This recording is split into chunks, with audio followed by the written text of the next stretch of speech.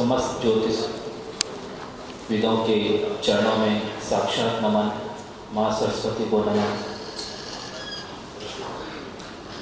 गुरुर्ब्रह्मा गुरुर्विष्णु गुरुदेवो महेश्वरा गुरु साक्षात् परब्रह्मा तस्मै श्री गुरुवे नमः। आज इस कोरोना काल में बहुत ही हिम्मत की दाद देते हुए जिनका नाम प्रवीण है, प्रवीण का अर्थ आप सब जानते हैं। ऐसे काल में भी उन्होंने अपनी जो प्रवीणता यहाँ हासिल की है, मैं आप सभी से एक बार निवेदन करूंगा कि प्रवीण जी के लिए इस कोरोना काल में इतना भव्य आयोजन करने के लिए आप उनके लिए शानदार तालियां बजाइए। और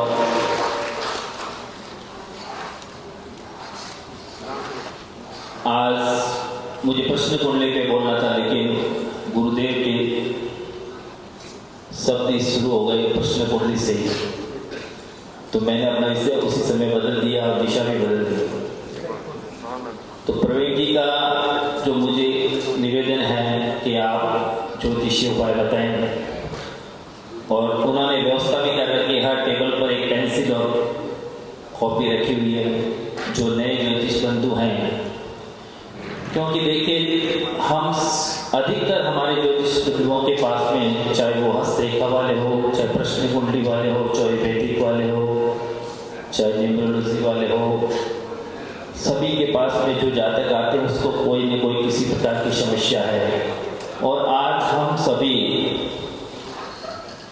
पूरा विश्व जो है कोई न कोई समस्या से ग्रसित हैं, और हमारे ग्रह गोचर भी राहु और केतु के बीच में आजकल सब दोष के अंदर ग्रसित हैं।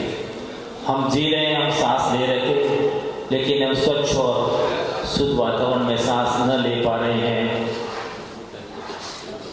और आज हिंदू तिथि के अनुसार अमावस्या तिथि जो हमारे सर्व पितरों की तिथि है, वहीं से मैं कुछ उपाय आपको देना चाहूँगा जो आप शायद आप सभी के पास में हो, लेकिन जिसके पास में नहीं हो वो कृपया उसे नोट कर लें,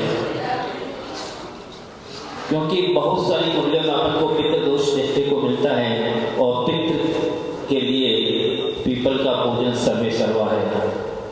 तो सर्वप्रथम आप उसे पीपल के पूजन के लिए कहें, और पीपल के पूजन कैसे करना है, उसको उसमें क्या क्या हमको पूजा करते समय चाहिए।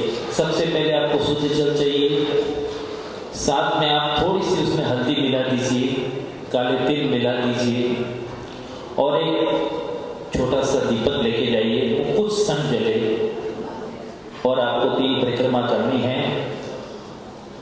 जो भी जातक आए, या अभी भी अगर कोई कुंडली बनाते हैं तो वहाँ पर भी पितृ दोष की संभावना बनी रहती है। तो सर्वप्रथम आप उसको उपाय बताइए, और पितृ दोष का यदि वो निवारण कर लेता है तो उसके आपके पास आने के बाद उसका जीवन एक नई गति की ओर, नई ऊंचाई की ओर चलेगा, ऐसी हमारी संभावना है। उसके बाद पूर्णिमा, अमावस्या के बाद सीधा पूर्णिमा का उपाय, जहाँ पर पूर्ण चंद्रमा दिखाई देता है। और यहाँ पर हमारे पूर्ण चंद्र के रूप में एक तो चंद्रमा भगवान शिव के नजर में, और हमारे इस सभागार में हमारे अनिल बस्ती के चंद्रमा विद्यमान है, और सूर्य भी विद्यमान है।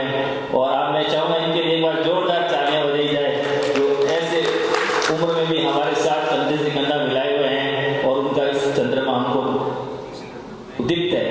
तो चंद्रमा यानी पूर्णिमा का दिन आप उस जातक को जिसका चंद्रमा ग्रसित है, तो आप उसको, जैसे हम सूर्य को अर्घ्य देते हैं, वैसे 9 बजे के बाद में जब फुल मून हो जाता है पूर्णिमा का दिन, उस जातक को बोलिए पूरा व्रत करके और चंद्रमा को कच्चे दूध का अर्घ्य देवे, चांदी के पात्र से दे, जिससे उसका चंद्रमा का जो उसको कष्ट हो रहा है चंद्रमा, क्योंकि चंद्रमा वैसे आप सभी ज्योतिष हैं, मन मस्तिष्क और माता का कारक है। तो जब मन उसका विचलित है, माँ विचलित है, मस्तिष्क विचलित है, यदि चंद्रमा के अगर वो अर्घ्य देता है पूर्णिमा को, तो उसके अगले 15 दिन तो वैसे ही सवर जाएंगे। और आने वाली जिंदगी में वो उसका भाग्योदय होगा। उसके बाद में जो आज राहु और केतु के बीच में सभी ग्रह विद्यमान है, अधिकतर अभी भी आज भी कुंडलियां बनाएंगे। यदि आज भी कोई जातक पैदा होता है, यदि आप अभी भी कोई कुंडली निकालेंगे तो मिथुन लगन आ रहा है और पीछे 12वें घर में राहु, सामने केतु विराजित है, यानी कि काल सदोष की गणना आ रही है। हमने अभी उज्जैन में भी ये उपाय बताया था जो बहुत ही कारगर सिद्ध हुआ। इसको जरा आप अच्छे से लिखें। आपको एक सूखा नारियल जातक को बोलना है, जो अंदर से पानी नहीं बजेगा, गोटा बजना चाहिए। उसको नारियल को लेना है, उसके ऊपर 7 बिंदी जो है, पहले 4 फिर 2 फिर 1, इस तरह से बिंदी लगवाएं सिंदूर की, और दूसरी ओर लगवाएं काजल की, और उसके ऊपर आप 7 बार मौली को घुमा दें और उस जातक को बोले जहाँ पर बहता हुआ जल मिले उस जल में शाम को 5 से 7 के बजे जब सूर्यास्त हो रहा हो उस समय उस जातक को बोले कि वो उस नारियल को वहाँ पर विसर्जित करके आए और ओम ऐं राहवे नमः और ओम ऐं केतवे नमः के मिनिमम 11 बार यदि वो मंत्र बोल करके उस नारियल को वहाँ विसर्जित करता है तो आप मानिए उसकी घर की संपूर्ण नकारात्मक जितनी भी नेगेटिविटी है वो उस नारियल के साथ उसके घर से सूर्यास्त के साथ साथ उस शुद्ध पानी में विसर्जित हो जाएगी और उसका घर जो नेगेटिविटी से परेशान था वो पॉजिटिविटी के चला जाएगा। क्योंकि ज्योतिष के पास क्यों आते हैं लोग? अपने अंधकार को लेकर आते हैं। अब राहु एक धुआं, उस धुएं से बाहर क्या है वो ज्योतिष को मालूम है, इसलिए वो आपके पास आता है। तो आप उसको ऐसी रेमेडी दें जिससे वह उस धुएं से बाहर निकल करके एक स्वच्छ जीवन जी सके। ऐसे हम सभी से प्रकार परामर्श करते हैं। और वह जातक आपको जो देखो फीस तो चाहे 2100 ले लो, चाहे 1,21,000 ले लो, वो आपको 1 महीना नहीं बिकेगी, लेकिन उस व्यक्ति के लिए दुआएं आ गई आपके पास में, जो आपने उसको अपने रेमेडी दी है, उससे आपका जिंदगी की आपकी 7 पीढ़ियां तक वो दुआएं लगती रहेगी और आपके घर में।